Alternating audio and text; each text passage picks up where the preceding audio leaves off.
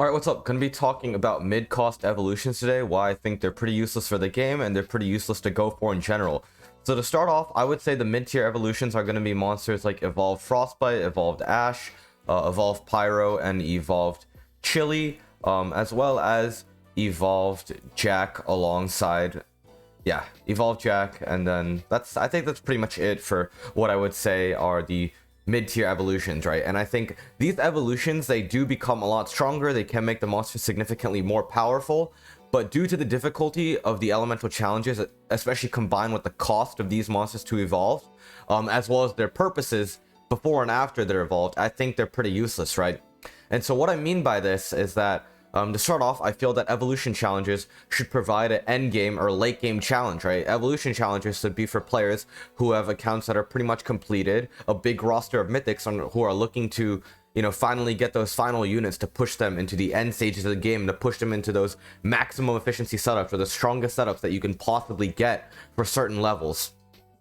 And I feel that that should be provided alongside a sort of more beginner approach to the elemental challenges, right? To provide beginners with some sort of monster that you can get from these levels. And this is the purpose that monsters like Mr. Flamey and monsters like Ice Cappuccino serve. These monsters are much cheaper to evolve than your regular evolution challenge monsters.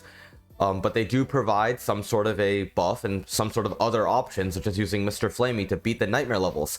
However, the monsters that don't fit either of what I said are going to be the mid-tier evolution monsters, right? This is monsters like Jack, monsters like Chili.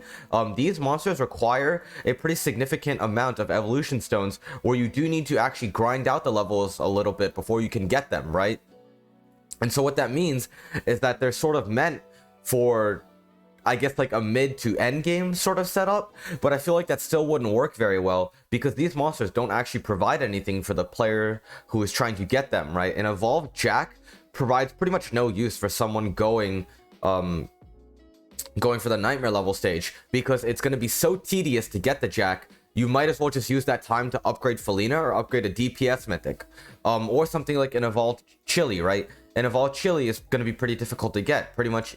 I wouldn't say as difficult to get as an Evolved Archimedes, but you would need a setup similar to that of a setup that you would use to grind out summoning stones for an Evolved Archimedes efficiently. You would need that sort of efficiency to be able to grind out an Evolved Chili very easily.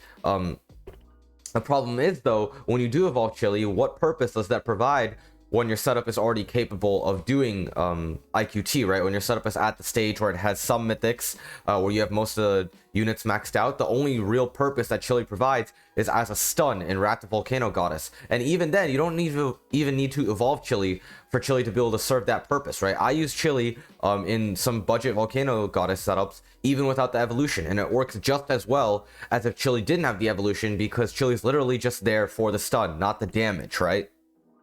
And so I think overall, these sort of mid-game evolutions don't really provide any sort of use because I guess the idea behind them is that they're geared towards the player who beat JR hard, who's farming gold, who's not quite there with the full mythic setups, and who wants to be able to get evolutions. But in that situation, it's never worth it to go for these sort of mid-tier evolutions because you're better off just farming gold for mythic, farming gold for Lena, and avoiding these evolution challenges, right?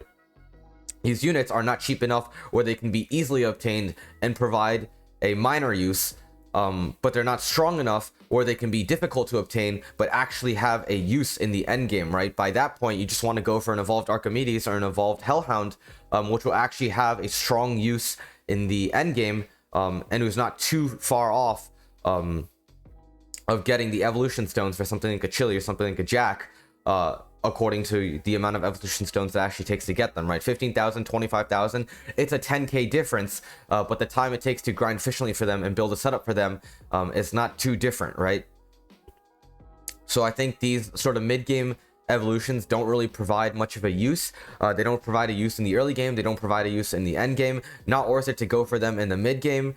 Pretty mediocre units overall in accordance to how difficult it is to obtain them.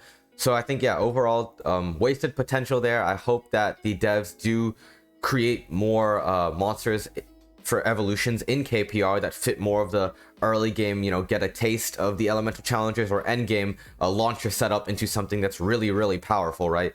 Yeah, that's pretty much for this video. Try and evolve try and avoid going for these evolutions. They're not really going to be too useful throughout any stage of the game. I'm probably going to go for them for the community setup challenges because I'm stupid. But yeah, that's it. Like, subscribe, and see ya.